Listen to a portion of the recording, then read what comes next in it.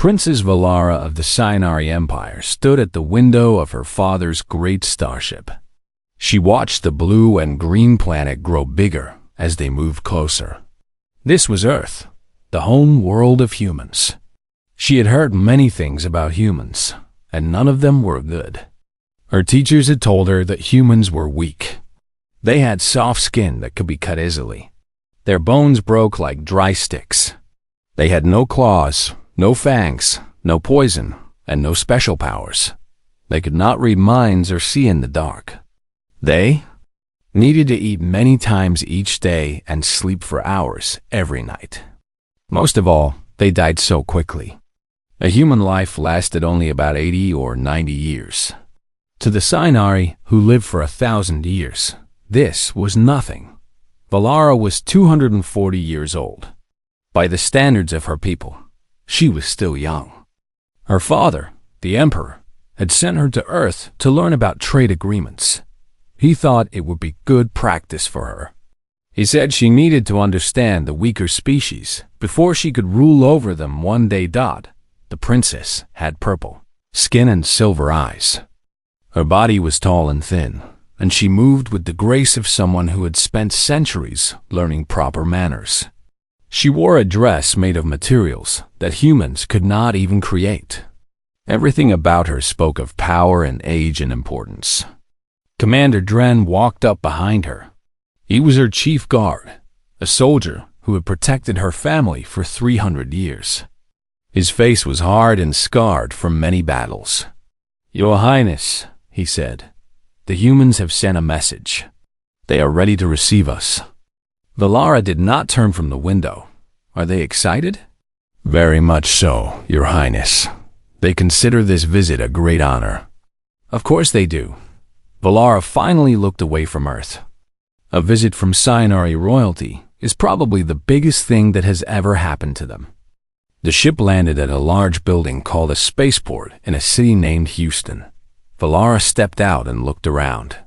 She was surprised to see that the place was clean and well organized. The buildings were not as grand as those on her homeworld, but they were not bad.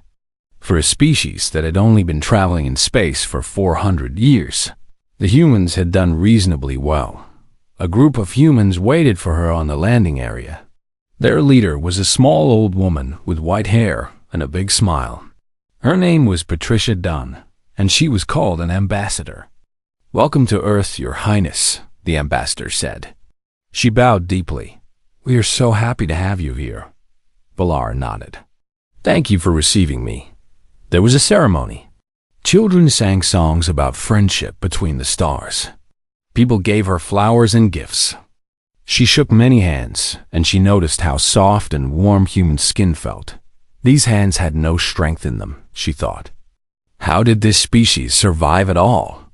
That evening, there was a great dinner in her honor. The humans had prepared their finest foods and drinks. Important people from their government came to meet her.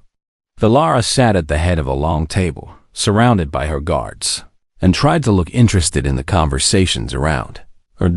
She was just starting to eat when she heard loud noises from the entrance of the room. There was shouting, and the sound of furniture falling over. Then a sharp cracking sound that she recognized as human weapons. Her guards jumped up and surrounded her. Their shields made a humming sound as they turned on.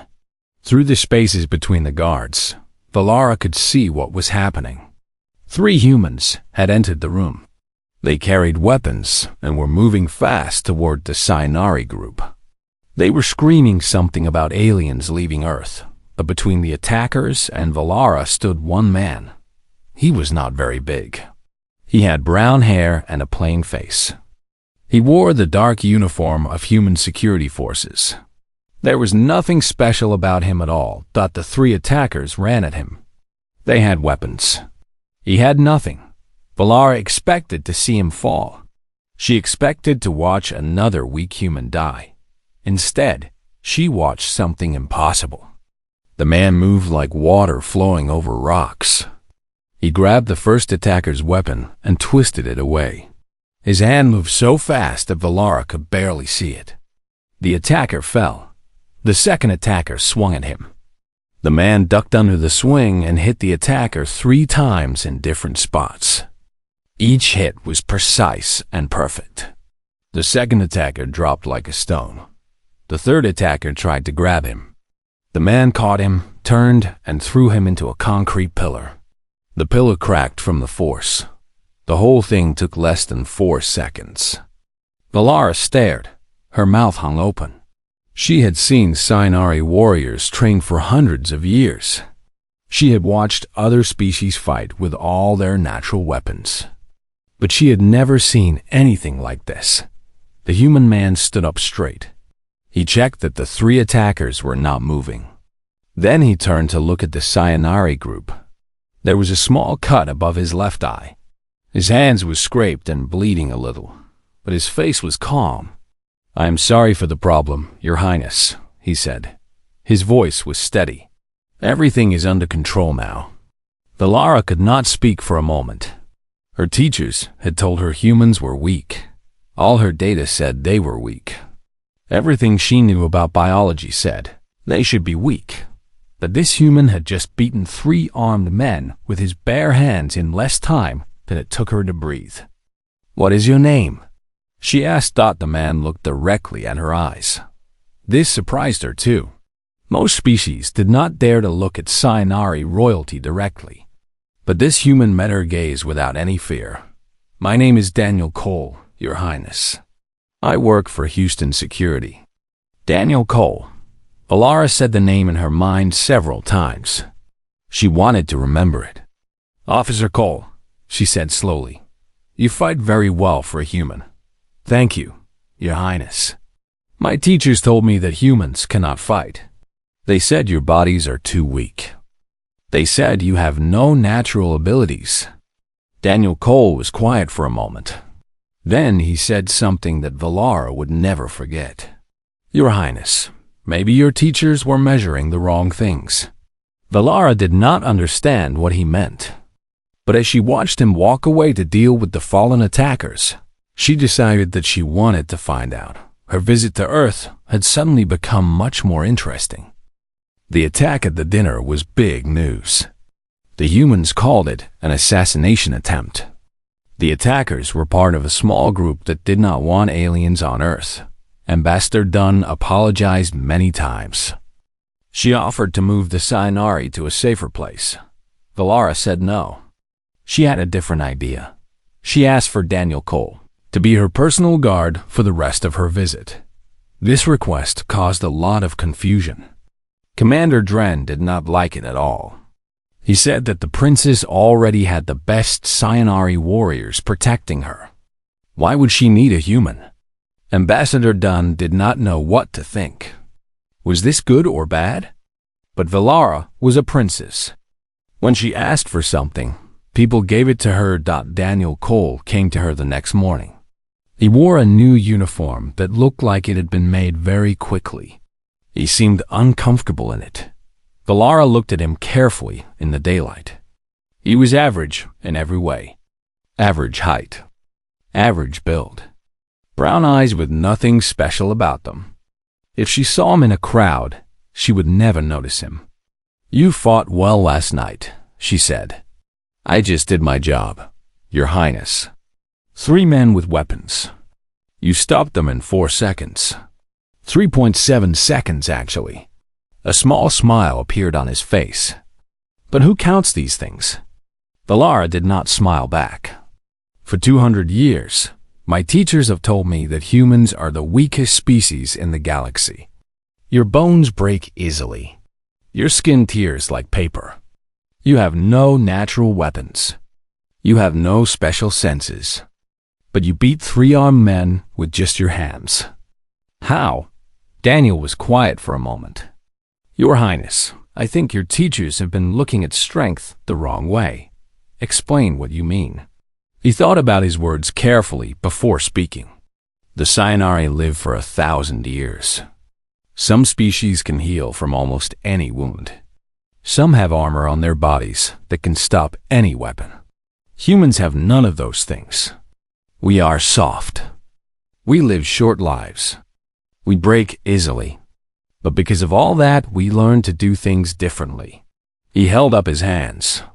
They still have marks from the fight. We made tools because we did not have claws. We learned to fight together because we could not fight alone.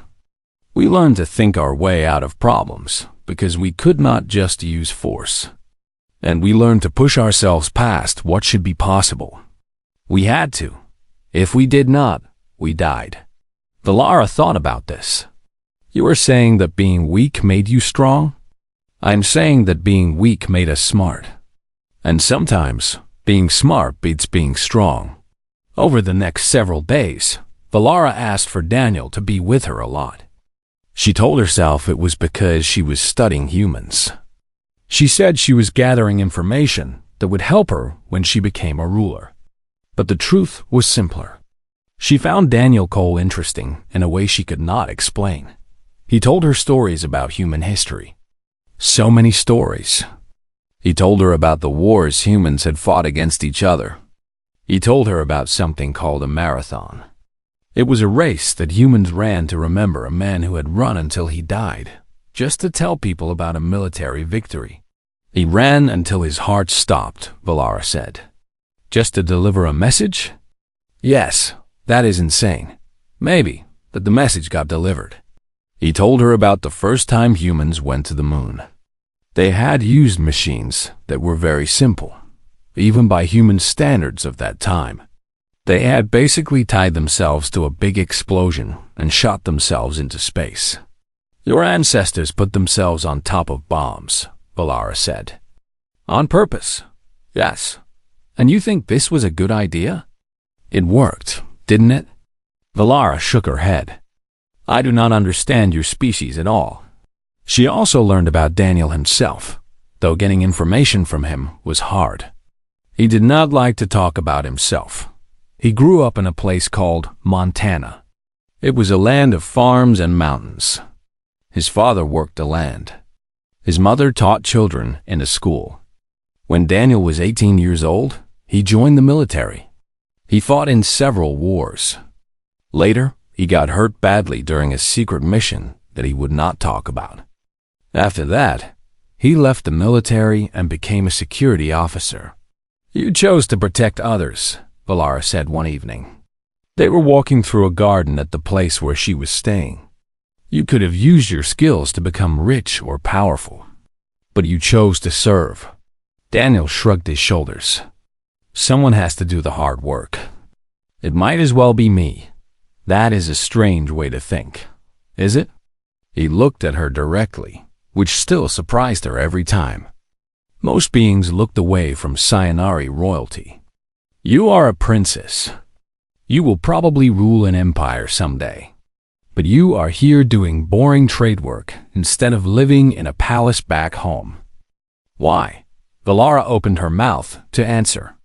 But she realized she did not have a good answer ready. Her father had sent her here to learn, yes. But she could have said no. She could have stayed home with her servants and her comforts. She could have waited for power to come to her. Instead, she was walking through a human garden with a human security officer. And she was enjoying it. Maybe, she said slowly, we are more alike than I thought. Daniel smiled. It was a real smile this time, not just the ghost of one. Valara felt something strange in her chest. She did not know what it meant. They walked together in silence for a while. The sun was setting, and the sky was full of colors that Valara had never seen on her home world. Tell me more about your father, she said. The farmer. He was a simple man. He worked hard every day. He did not have much education, but he was smart about life. Daniel's voice became softer. He always said that the true test of a person is not what they do when things are easy. It is what they do when things cost them everything. He sounds wise. He got kicked by horses more times than I can count. Daniel smiled at the memory. But yes, he was wise. Is he still alive? No, he died 5 years ago. Heart gave out while he was working in the fields. Daniel paused. He died doing what he loved. I think he would have wanted it that way. Valara did not know what to say. In her culture, death was far away. The Scienari lived so long that they rarely thought about dying. But humans lived with death always near them. Every day was precious because there were so few days. Maybe that was why they fought so hard. Maybe that was why they pushed themselves past what should be possible. They did not have time to be careful. They did not have centuries to wait for things to happen. They had to make every moment count. I think I'm beginning to understand, Valara said quietly. Understand what? Why humans are not as weak as everyone thinks. Daniel looked at her with those plain brown eyes. Your Highness, humans have been surprising other species since we first left Earth. I don't think we're going to stop anytime soon. Valara believed him, and she realized that her simple view of the galaxy had just become a lot more complicated. Something was changing inside her. She did not know yet what it was. But as she walked beside Daniel Cole through the beautiful human garden, she thought that maybe she did not need to know. Not yet. Some things were worth figuring out slowly. The trade talks were going well. Almost too well. Valara started to relax. She started to think that the rest of her trip would be peaceful. She was wrong. She was in her room reading reports when the first explosion shook the whole building. The walls trembled.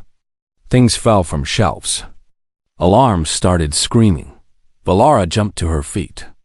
She reached for the device that would call her guards. But before she could touch it, Daniel Cole burst through the door. His face was hard. His eyes were sharp. He grabbed her arm and pulled her toward the door. We have to go, he said. Now, what is happening? The Cathari. They attacked the building. They are coming for you. Valara felt cold fear run through her body. The Cathari were the most deadly killers in the galaxy. Their entire species was built for murder. They had blades hidden in their arms. They had poison in their spit. From the day they were born, they were trained to kill. The Scienari Empire had been at war with them for hundreds of years. But to attack here, on Earth, in human territory, that was an act of war. My guards, Valara started to say. Dead.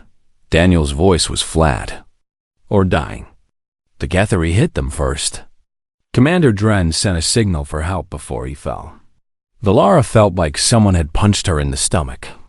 Commander Dren had served her family for 300 years. He had protected her since she was a child. And now he was gone. Killed in seconds by creatures that everyone said were impossible to beat. Daniel led her through hallways filled with smoke. She could hear screaming. She could hear the sounds of human weapons firing. And she could hear the hissing sound that Cathari made when they killed. Human soldiers were fighting everywhere. They were dying too, but they kept fighting. They were trying to buy time. They were trying to slow down something that should have been impossible to stop. There. Daniel pointed to a small door at the end of the hallway. That leads to the tunnels under the city. I can get you to a ship. Get you off this planet before they catch us.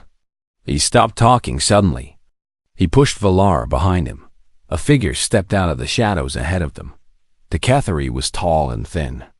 Its skin was gray-green and looked like it was stretched too tight over its bones. Its eyes were completely black, with no white parts at all. Its arms hung at its sides, but Valara knew what those arms could do. They could turn into sharp blades in less than a second. The creature looked at them with the cold look of something that had already decided how they would die. The princess, it said. Its voice sounded like rocks being rubbed together. The hierarchy will pay much money for Scienari royalty, especially alive. Daniel did not say anything. He just attacked. Valara had seen him fight before. She had thought he was amazing then. But that was against humans. The Cathari were something else. They were designed for killing. Everything about their bodies was made to end life. The Cathari's arms changed into blades. It moved forward to meet Daniel's attack. They crashed together in the middle of the hallway. The fight was almost too fast to see. The HFY was faster than Daniel. Its movements were strange and hard to predict. In the first few seconds, it cut Daniel 3 times. Once across his chest, once on his left arm, once near his throat.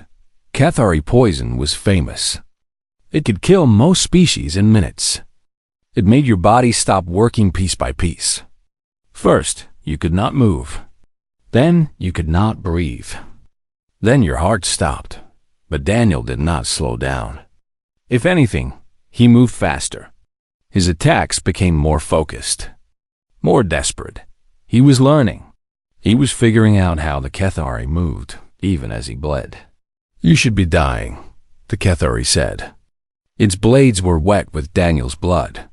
"The poison should have stopped you by now." Daniel laughed. It was a rough sound that seemed wrong in this terrible moment. "Yeah, about that. I have something wrong with my body. My liver cleans out poisons about 8 times faster than normal. Doctors always said it would probably kill me young."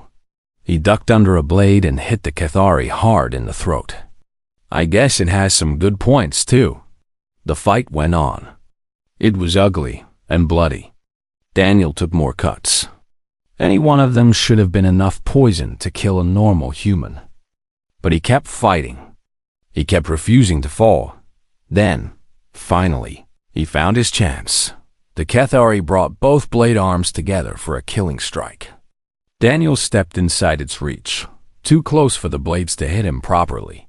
He grabbed the creature's head with both hands. He twisted hard and fast. The sound of the HFY's neck breaking filled the hallway. Daniel stood there for a moment. He was breathing hard. Blood covered him, both his own and the creature's. Then his legs stopped working and he dropped to his knees. "Daniel!" Valara ran to him and caught him before he could fall all the way down. He was pale, much too pale. His skin was cold under her hands.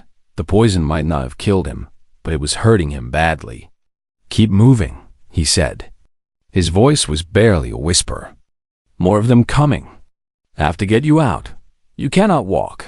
Then help me." He looked up at her. Those plain brown eyes were full of fire. "I am not done yet. Not until you are safe." Valara had never carried anyone in her life. She had servants for things like that. She had guards who would die before letting her do physical work, but she put Daniel's arm over her shoulder. She helped him stand. She took his weight against her body. They moved through the small door together. The princess and the dying human. Neither one was willing to let the other fall. The tunnels under the city were dark and small. They were made for workers and emergencies, not for royalty. Valara did not care. She focused on moving forward. One step, then another, then another. "You should leave me," Daniel said. It was the 3rd time he had said it. "I am making you slow." "Be quiet," Valara replied. "You are my security officer. You are not allowed to die until I tell you that you can." Daniel made a sound that might have been a laugh. "Is that how it works?" "It is how I say it works." They found a small room off the main tunnel. They hid there while Daniel tried to catch his breath. The poison was still moving through his body, but his strange liver was doing its job. He would live if they could get him to doctors in time. Valara sat beside him in the dark. She could hear sounds far away in the tunnels. More HFY. Still searching, but for now, they were safe. For now, they were together, and Valara knew that whatever happened next, she would never see humans the same way again. The small room was cold and dark. Valara sat against the hard wall with Daniel beside her. His breathing was rough but steady. The poison was still in his blood, but it was getting weaker. His body was winning the fight. "Tell me something," Valara said. She spoke quietly. She was partly trying to keep him awake. She was partly trying to understand. Why did you step between me and that creature? You knew what the HFY were. You knew you would probably die. Daniel was quiet for a long moment. Because that is the job. That is not a real answer. It is the only answer I have. He moved a little and made a pained sound. The cuts on his body were still bleeding. When I was young, there was a fire at a farm near our house. My father ran into the burning barn to save the neighbor's horses. My mother asked him later why he did it. He said the same thing. It is the job. When you see something that needs doing, you do it. Even if it kills you? Especially then. Daniel looked at her. His eyes were clearer than they had been before. My father always said that the real measure of a person is not what they do when things are easy.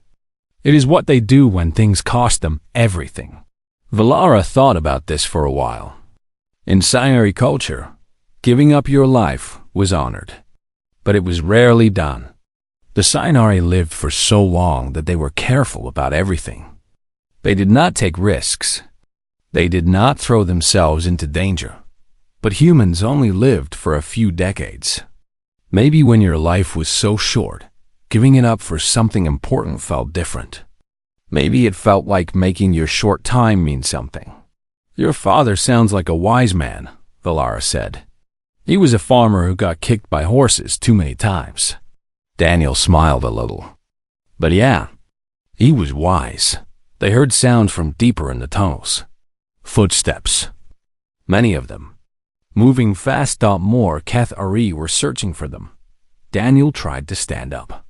He reached for a weapon that was not there. Valara pushed him back down. Stay here, she said. Rest. Get your strength back. What are you doing? Valara picked up a heavy tool from a shelf nearby.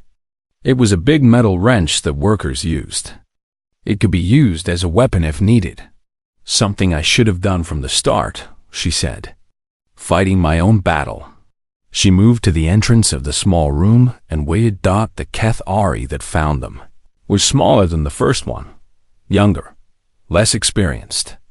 It was also alone. It had gotten separated from the others in the maze of tunnels.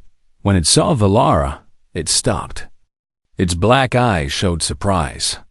Princess, it hissed. Give up now, and we will make your death fast. I am Valara of the Sci-Fi Empire, she replied.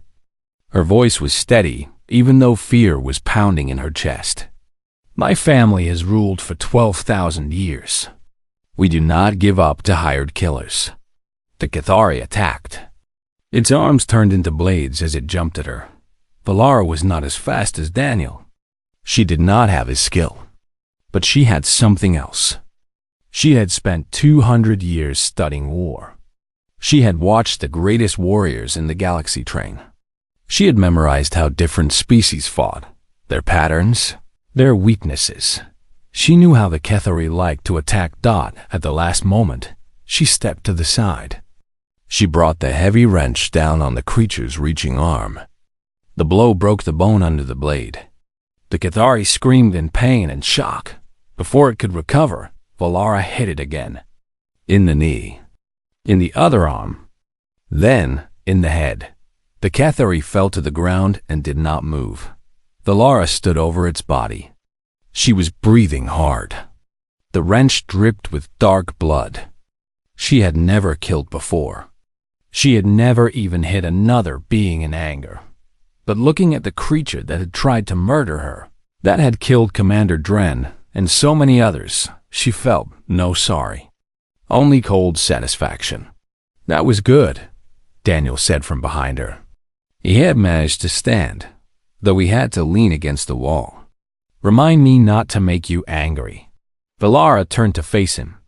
And even after everything that had happened, she smiled. You have already made me angry many times, Daniel Cole. I think I will just have to learn to live with it. They continued through the tunnels. This time, the princess helped support the soldier. The sounds of the HFY hunting them grew quieter as they moved further away. How are you feeling? Valara asked, like I was run over by a transport ship. Daniel coughed. But I will live. You had better. You still have not taught me everything about humans. That would take more than one lifetime, Your Highness. They walked in silence for a while. The tunnels twisted and turned, but Daniel seemed to know where they were going. Valara trusted him to lead them to safety. I was wrong about humans, she said after a while. What do you mean? I came to Earth thinking your species was weak. I thought you were fragile and not important. I thought you had nothing to teach the older species. She looked at him. I was wrong about all of it. Daniel was quiet for a moment. We are fragile. We do break easily. Everything your teachers told you was true. But it was not the whole truth. No, it was not. They reached a ladder that led up to a door. Daniel checked it and nodded. This comes out near a human military base. We should be safe there. Should be? Nothing is certain. But I like our chances. Valara helped him climb the ladder. It was slow and painful work. Daniel's wounds made it hard for him to pull himself up. But he kept going. He did not stop. He did not give up. When they finally pushed open the door at the top, bright lights hit them. Human soldiers surrounded them, weapons ready. But when they saw Daniel in his security uniform and Valara with her purple skin, they lowered their guns. Get a medical team, one soldier shouted. Now! People rushed toward them. Valara felt hands helping her stand. She saw others lifting Daniel onto a stretcher. Wait, she said. She grabbed his hand before they could take him away. Thank you, Daniel Cole, for everything. Daniel looked at her with those plain brown eyes. Even now, pale and bleeding and half dead, there was strength in them. Just doing my job, Your Highness. No, Valara said. You did much more than that. They took him away to be healed. Valara watched him go until she could not see him anymore. Around her, human soldiers were organizing, preparing, ready to fight. They had been attacked by the deadliest killers in the galaxy. Many of their friends had died. But they were not running. They were not hiding. They were getting ready to hit back. Valara understood something then. Humans were not weak. They had never been weak. They were just different. They found their strength in places where other species did not think to look. And she was going to make sure the rest of the galaxy learned this truth. A rescue team found them 3 hours after they reached the military base. Sayonara's ships had arrived from space, along with more human soldiers.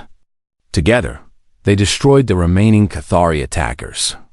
The threat was over. Daniel was taken to a human hospital. The doctors there could not believe he was still alive. The amount of Cathari poison in his blood should have killed 10 men. But Daniel's strange body had fought it off. He would need time to heal, but he would live. Valara stayed at the hospital. Her own people wanted to take her back to the ship where it was safe. She refused. I will leave when he wakes up, she told them. Not before. She sat in a chair beside his bed. She was still wearing the same bloody clothes from the attack. She had not slept. She had not eaten. She just sat and waited. 2 days later, Daniel opened his eyes. He looked confused at first. Then he saw Valara and seemed to remember everything. Your Highness, he said. His voice was rough and weak. You look terrible. You almost died, she replied without looking up from the report she was reading. Many times, according to the doctors. They say your stubbornness goes all the way down to your cells. That sounds about right. He tried to sit up and quickly decided not to. What happened? The Cathari? Dealt with. Human forces killed the remaining assassins.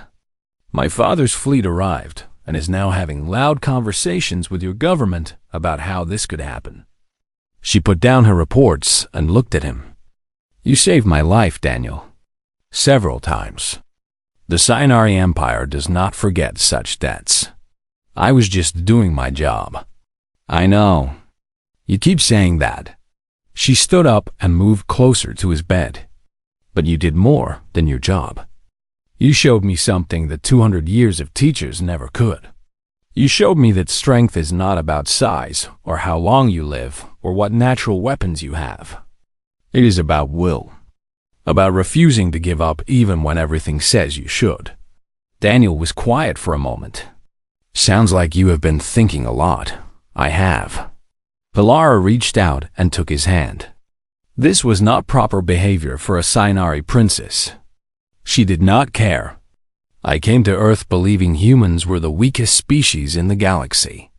My teachers told me you were fragile and short-lived and not important. All of that is true. But I was also wrong. Wrong about what? About what weakness means. She held his hand gently. Your species is amazing, Daniel Cole. Not in spite of your limitations, but because of them. You have learned to overcome every disadvantage through pure determination. You turn weakness into strength and failure into lessons. In all my years, I have never met a species more stubbornly alive than humanity. Daniel smiled. It was that same small smile she had first seen in the garden. We try. The trade negotiations started again a week later. Everything had been chaos after the attack, but eventually things calmed down. Valara led the talks herself, and the final agreement was much better for humans than anyone expected. When her advisors questioned why she was being so generous, she just said that the Sayonara should invest in species with potential. She did not tell them about her other request. She had asked for a human to come work at the Sayonara court as a permanent representative. And she had specifically asked for Daniel Cole. On her last day on Earth, Valara stood on the observation deck of her father's ship. She watched Earth get smaller as they flew away. Daniel stood beside her. He had healed enough to travel, though he still moved carefully. Are you sure about this? He asked. The Sayonara court can be difficult, I am sure. She turned to look at him. My people have ruled the galaxy for 12,000 years. We have conquered other species and built an empire that spans countless stars. We have done things that humans can barely imagine. But somewhere along the way, we forgot something important. What? How to fight for something. She looked back at the stars. We became so focused on keeping what we had that we stopped reaching for what we could become. We became careful and scared of risk. We started measuring strength the wrong way.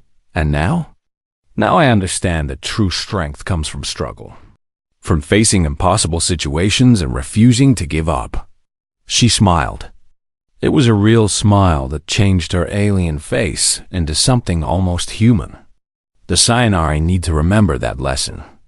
And I believe humanity is the right teacher. Daniel nodded slowly. So what happens next?